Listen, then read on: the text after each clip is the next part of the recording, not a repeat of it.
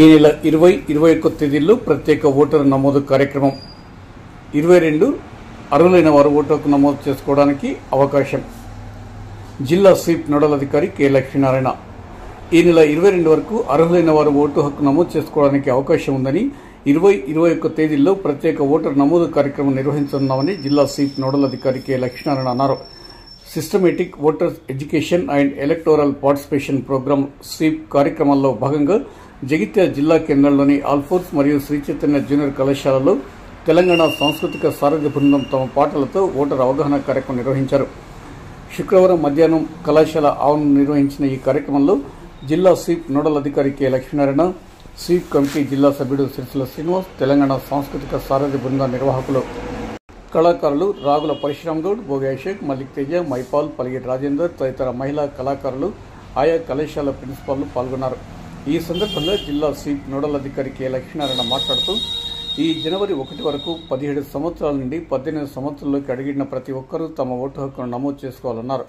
Vote హక్కు ప్రాధాన్యతను అవగాహన చేసుకుని అర్హత కలిగిన యువత తమ ఓటు హక్కును వినియోగించుకోవడమే కాకుండా ప్రజాస్వామ్య పరిరక్షణలో భాగస్వామ్యం కావాలన్నారు. ఫ్యూచర్ ఓటర్లుగా అర్హత గల వారిని ఓటు హక్కు నమోదు కోసం సహకరించాలని విద్యార్థులను కోరారు. ఓటు హక్కు అర్హత ఏంటి, ఎలా చేసుకోవాలన్న దాని మీద పెద్ద లక్ష్మీనారాయణ గారు తెలుస్తారు. అంగన్వాడీ టీచర్లు కావచ్చు, లేదా సెక్రటరీలు కావచ్చు, బూత్ ఆఫీసర్స్ ఉంటారు. వాళ్ళు ఈ ఓటర్ నమోదుకు సంబంధించి కార్యక్రమాలను వాళ్ళు చేస్తూ ఉంటారు. సో ఎవరైతే 18 సంవత్సరాలు నిండిన వాళ్ళు ఉంటారో దానికి ఒక పద్ధతి పెట్టింది ఎలక్షన్ కమిషన్. ఈ కార్యక్రమాలను ఎవరు చూస్తారు? దేశవ్యాప్తంగా ఎలక్షన్ కమిషన్ చూస్తుంది. అంటే భారతదేశానికి ఒక ఎలక్షన్ కమిషన్ ఉంటుంది. ప్రతి స్టేట్కు వాళ్ళకు అనుసంధానంగా ఇంకొక కమిషన్ ఉంటుంది. ప్రతి జిల్లాలో కూడా దీనికి జిల్లా కలెక్టర్ గారు కోఆర్డినేటర్గా, అధ్యక్షుడిగా వ్యవహరిస్తారు. వారి ఆధ్వర్యంలో స్వీప్ కమిటీ మేము పనిచేస్తాం. సో అంటే ఇప్పుడు లెక్క చూడండి, మన దేశంలో 150 కోట్ల మంది, ఎంతమంది పాపులేషన్? 150 crores. అందులో 60% ఎలిజిబుల్ పర్సన్, 60 నుంచి 60% అంటే ఎంత? 90 కోట్ల మంది. ఈ 90 కోట్ల మందిని చూడడానికి జిల్లాకు ఒక కమిటీ, రాష్ట్రానికి ఒక కమిటీ, దేశానికి ఒక కమిటీ సరిపోతుందా? చేయగలుగుతారా? మరి కార్యక్రమాలు జరగాలి, అందరికీ తెలియాలి, అందరు ఓటర్ నమోదు కావాలి. దానికోసం స్వీప్ కార్యక్రమం. స్వీప్ అంటే ఏంటి? Systematic voter education and electoral participation. అంటే క్రమానుగతంగా మీకు అవగాహన కల్పించి, ఓటర్లకు అవగాహన కల్పించి ఎన్నికల ప్రక్రియలో పాల్పంచుకునే విధంగా చేయడం, అంటే క్రియేటింగ్ అవేర్నెస్ అన్నమాట.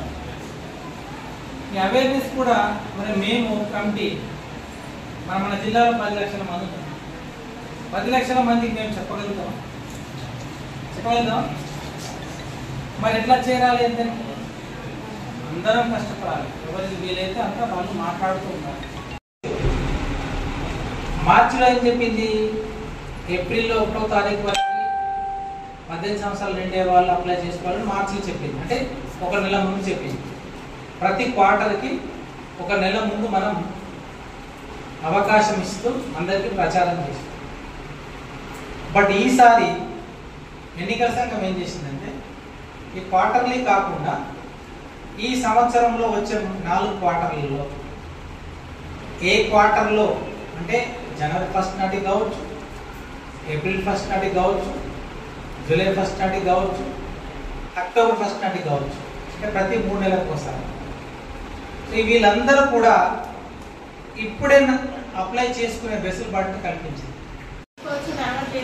మనకి ఏవో పనులు ఉన్నాయి, వీటితో ఇప్పటికైతే కంటిన్యూ చేసేద్దాం, తర్వాత ఏదైతే అది చూద్దాంలే అనుకోకుండా మనకున్న ఓటు హక్కుని తప్పకుండా వినియోగించుకోవాలి. మన దేశాన్ని కూడా బాగు చేసుకునే అంత హక్కు మనకు ఉంటుంది అనే అవేర్నెస్ ని కల్పించడానికి ఇట్లాంటి ప్రోగ్రామ్స్ అన్ని తీసుకొస్తున్నారు.